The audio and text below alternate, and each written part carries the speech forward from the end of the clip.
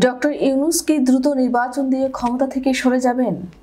Doctor Mohammad ইউনূসের নেতৃত্বাধীন এই অন্তর্বর্তীকালীন সরকারের কাছে যে উচ্চ জনপ্রত্যাশা ছিল তা পূরণের ধারে কাছেই যেতে পারেনি সরকার। সামনের দিনগুলোতে আরও খারাপ অবস্থা হতে পারে বলে আশঙ্কা করা হচ্ছে। বিশেষ করে যুক্তরাষ্ট্রের নির্বাচনে ডেমোক্র্যাটদের হেরে যাওয়াটাও এ মুহূর্তে ডক্টর ইউনূস সরকারের জন্য বড় আঘাত বলে মনে করা হচ্ছে। কারণ বাইডেন প্রশাসনের বাংলাদেশ ইস্যুতে মূল টার্গেট ছিল ভারতকে নানা দিক থেকে আঘাত করার মানসিকতা নিয়ে তারা এগোচ্ছিল। কিন্তু ডোনাল্ড ট্রাম্প প্রশাসন সেই নীতিতে যাবে না, এটা নিশ্চিত। ট্রাম্পের সঙ্গে ভারতের মোদী সরকারের ঘনিষ্ঠ সম্পর্ক রয়েছে। ট্রাম্প ইতিমধ্যে তার গোয়েন্দা প্রধান হিসেবে ঘোষণা করেছেন বিতর্কিত তুলসী গ্যাবার্ডের নাম, যাকে বাংলাদেশের কেউ কেউ ইসকনের সদস্য বলেও আখ্যায়িত করে থাকেন। নির্বাচনের আগ মুহূর্তেও ট্রাম্প বাংলাদেশের হিন্দু নির্যাতন বিষয়ে মন্তব্য করে বিতর্কের সৃষ্টি করেছেন।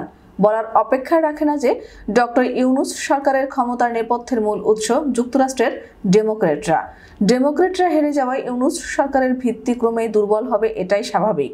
তাই ডক্টর মোহাম্মদ ইউনূস নিজেও বিবেচনা করছেন এবং দেশি বিদেশি অন্য শুভাকাঙ্ক্ষীরাও তাকে পরামর্শ দিচ্ছেন যথাসম্ভব দ্রুত নির্বাচন দিয়ে ক্ষমতা থেকে সরে যাওয়ার জন্য।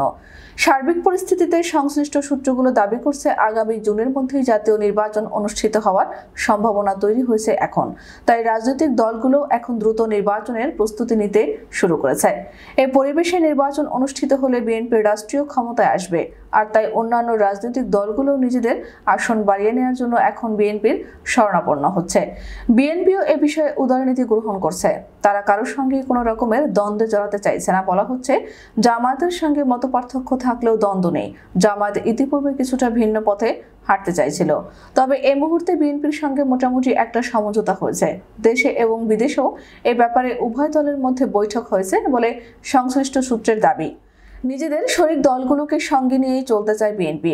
রাষ্ট্রীয় ক্ষমতায় গেলেও তাদের সঙ্গে রাখবে এবং তাদের নিয়ে জাতীয় সরকার গঠন করবে এমন প্রতিশ্রুতি দিয়েছে।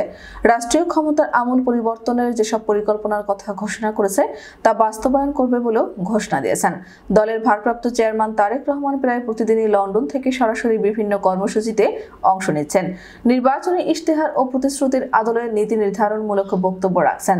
বিএনপি নেতারা মনে করছেন রাষ্ট্রীয় ক্ষমতা তাদের আশাটা এখন সময়ের ব্যাপার মাত্র।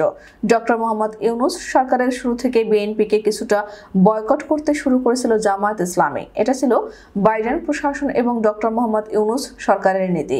তাদের দেখাদেখি বিএনপিকে মাইনাস করার নীতিতে হাঁটছিল জামায়াত।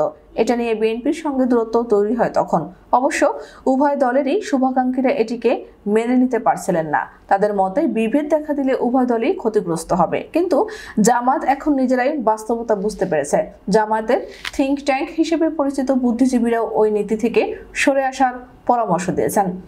এর পরিপ্রেক্ষিতে স্থানীয়ভাবে উভয় পক্ষের মধ্যে বৈঠকও অনুষ্ঠিত হয়। এমনকি জামায়াতের আমির ডাক্তার শফিকুর রহমানেরও সাম্প্রতিক লন্ডন সফরের উদ্দেশ্য ছিল এটি। সেখানে উভয় পক্ষের মধ্যে বৈঠক অনুষ্ঠিত হয়েছে বলে সংশ্লিষ্ট সূত্র দাবি করেছে। সূত্র মতে আসন নিয়ে এক ধরনের সমঝোতার চেষ্টা চলছে এখন। বিএনপির কাছ থেকেই এখন সবাই আসন চাচ্ছে, জামায়াতও তাই। কারণ সারা দেশে জামায়াতের বিশাল কর্মী বাহিনী থাকলেও নির্বাচনে জয়ী হয়ে আসার মতো ভোটারের সংখ্যা নেই অনেক এলাকায়। এ কারণে জামায়াত চেয়েছিল হেফাজত এবং চরমোনাই পীরের সঙ্গে জোট করতে, কিন্তু সেটি মোটেই সম্ভব হচ্ছে না।